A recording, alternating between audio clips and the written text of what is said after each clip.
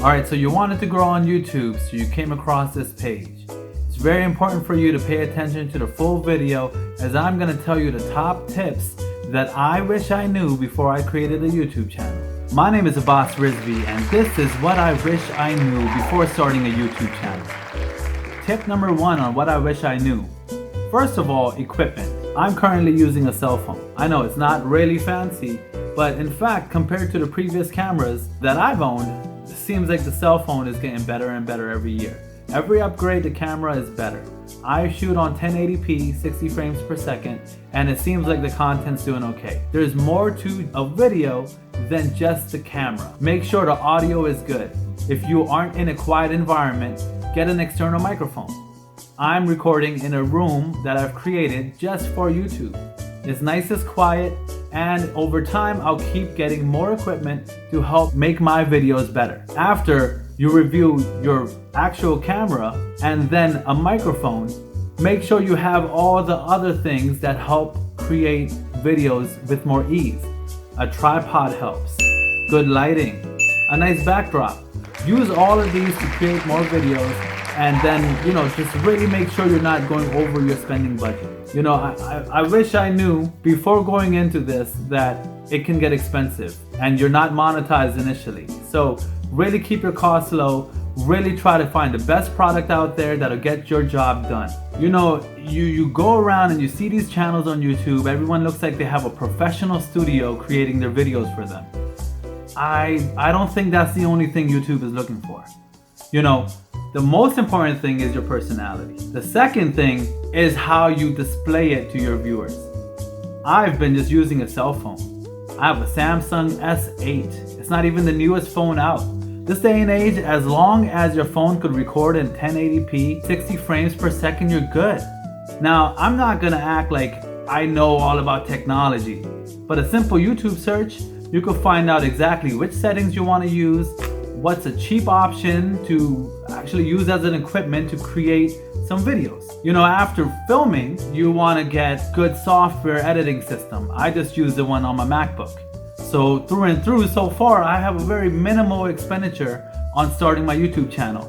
And before I'm monetized, or before this turns into a income or an outlet other than creativity, I want to keep my costs minimum, and I definitely think you should as well.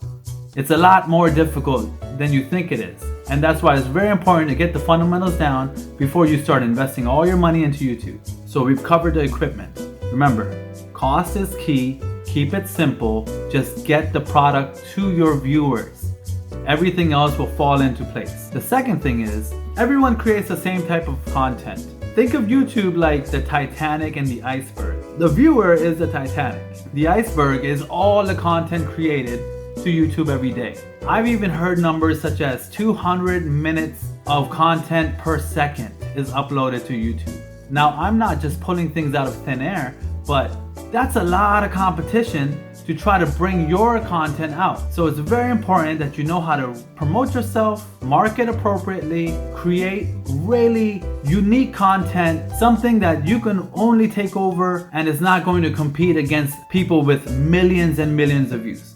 Alright, so that's another strategy that I'm implementing over the last 3 months and trying to grow on YouTube. You should as well, and if you believe that's true, once again, give me a thumbs up. Now, in order for you to get a view on YouTube, you have to think of creative ways to bring this content to your guests. The guests, what I'm referring to, is the people on YouTube searching. Now remember, YouTube is just like Google. It is a search engine. In fact, Google is trying to promote videos as a search result rather than just text. So find a category. Find a category in YouTube where you can actually take over, meaning pull out videos so frequently and so often on this particular category that you are the go-to source for this particular subject. The whole important thing behind it is, see, everyone's going to bring the same content. You just want to be personable and actually be yourself. That's really important because, every channel goes up and down. People are fads. You're not always going to be popular, but what you can always be is direct and providing good content. And if that answers the questions they're looking for, I think you're on your way to becoming a successful YouTuber. All right, next tip. It is very important to be consistent when you're posting. Now, if you guys are following along over the last 3 months, my goal was to be in front of the viewer's eyes as much as I can. So initially, I started posting everywhere, different subject matter. Anything I found interesting, I wanted to talk about, I wanted to create about, and I was actually going against the algorithm that YouTube and Google wants us to follow. I feel that way because, it's a learning process. And the more you develop and create videos, the more you realize that you need to be in a particular category and really take over it. All the creative things on the side, that's personal, and that can also be part of your channel. But if you want viewers and if you want subscribers, then you need to bring direct content for those people with the questions they have. So you need to bring the answers to the questions being asked on YouTube. And if you are the good source for that, then you're gonna be on your way to becoming successful. So there's a couple things that I wish I knew before I created a YouTube channel. One is, it's an uphill battle. I'm not trying to be pessimistic. I want you to know if you're gonna commit to this, then you have to remain consistent. It's very important to look at all the different analytics before posting and while you're following up on your currently posted videos, just so you could remain optimized on the rank list and try to promote your channel the furthest it can go. Subscribers are important, but YouTube analytics are shifting more towards watch time and views. So I feel like it's very important for you to pay attention to these analytics and study them, watch more videos on how to grow with it, and then use it to your advantage. There's a lot of content out there, there's a lot of research available. You gotta really go out and try to strive to be the best YouTuber you can. And there is a formula. It's not just create a video and post it online. I want you to really focus on using key terms when you are creating a project and trying to see how you will rank in that subject matter. It's very important that you just don't compete with the Casey Neistats of YouTube and try to see if you can compete and get views based on their topics. It's not going to happen. YouTube's algorithm is outsmarted the typical clickbait creator. You know what I mean? It's a lot more detailed now. 10, 15 years ago, it may have been a whole nother platform. But the wave of the future with artificial intelligence and YouTube's analytics they're basically piggybacking off of Google's analytics, the top search engine in the world, it's very important to go with the trend. Look at what words are being searched often, find topics that you find interesting, and create and create and create. That is one great advice I want you to take away from this message. It's really important for you to just seize the moment when you get a chance, create content, and then keep your audience engaged. Very important. Keep them engaged because they'll continue to watch your videos, not just off the stories you're telling, but because your personality is something they can tolerate. And I think it's very important for your growth to keep in tune with your audience base as it grows, and your channel will flourish. So I've been on this channel for about 3 months. That seems like a pretty long time.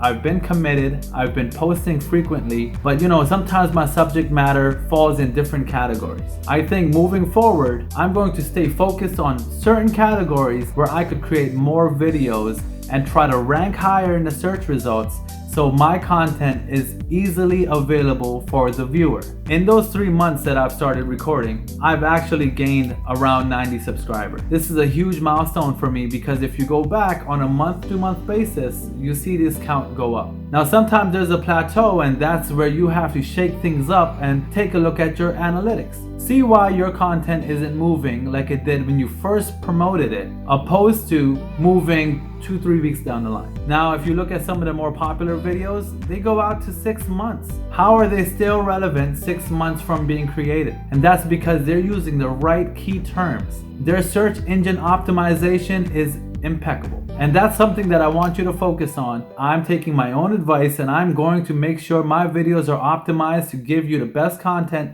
and easily available when you try to search my topics. Alright, so now that you've gotten some material, you've created some videos, and now you're trying to get to the next level. So how do we do that? How do we achieve that? First of all, creativity is very important. I have that back there. It says create. So when you're creating a video, it's really important that you give people content that they won't expect.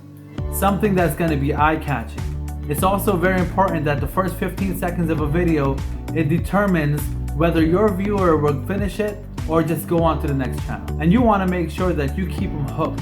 So be descriptive on the beginning of your video and give everybody exactly what they're looking for right from the jump. And now as your video will continue to progress, then you could search deeper and explain your content in more elaborate ways. But the first 15 seconds is all you get to keep your audience members hooked onto your video. I hope we achieved that, and if you did, give us a thumbs up and subscribe for more content. Finally, if I knew beforehand that I can use ways to promote myself, collaborations, marketing on Facebook, marketing on Twitter, Instagram, just trying to reach people in many different ways, it's going to drive traffic to my channel and allow me to bring my content and potentially get a subscriber. That's the whole goal. We get more subscribers, you keep showing your creativity, and then eventually you can get monetized and make this an income for yourself. Long term, that is what I'm looking to do and achieve out of YouTube. And if you are, follow along with this series. This was episode 1. There's more to come, and we're gonna grow together. All right. I want you to subscribe to me, and if so, drop down in the comment below and say that you're a small YouTuber just like myself.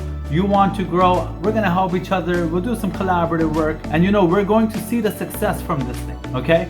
Like Philadelphia said, like Joel Embiid said, you gotta trust the project. If you enjoyed this video, please give it a big thumbs up, smash the like button, subscribe down below for more. I'll speak to you guys next time. Have a great day. Peace.